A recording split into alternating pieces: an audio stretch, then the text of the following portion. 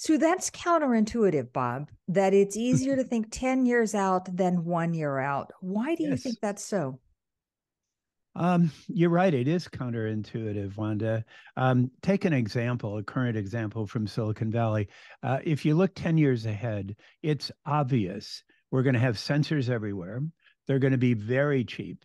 Many of them are going to be interconnected, and some of them will be in our bodies. That's just obvious if you look 10 years ahead. It's not at all obvious in the present. Now we've got the Fitbit and the Apple Watch and lots of other kind of sensory devices collecting data.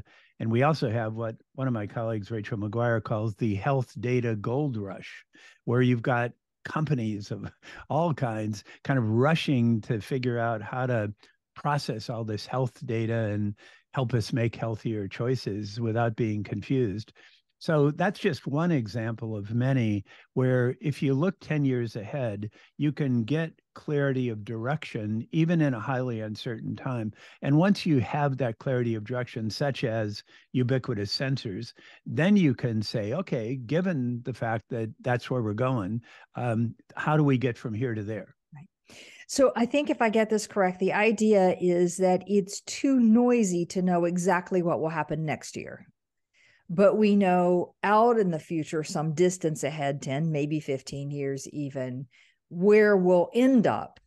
And then we Hmm. can think backwards from that. But right in the moment, there, is it next year? Is it 3 years from now before we have a different kind of device implanted, for Yeah, you're example? you're you're right. You're right.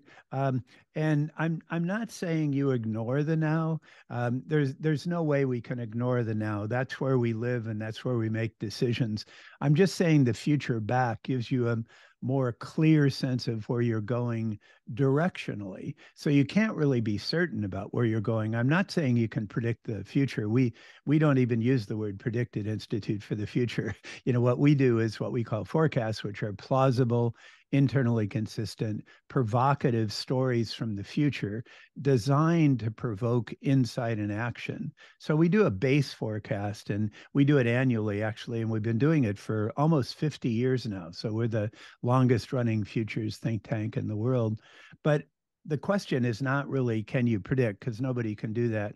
We do keep track just for orientation. And out of those 50 years, 60 to 80% of our forecasted futures have actually happened. So we're usually right, but that's not the purpose. The purpose isn't to predict, it's to provoke. So I hope, for example, that some of our forecasts right now around climate, I hope we're wrong. I hope we're smart enough to avoid those particular futures, and in that case, it'll be a success if we're wrong.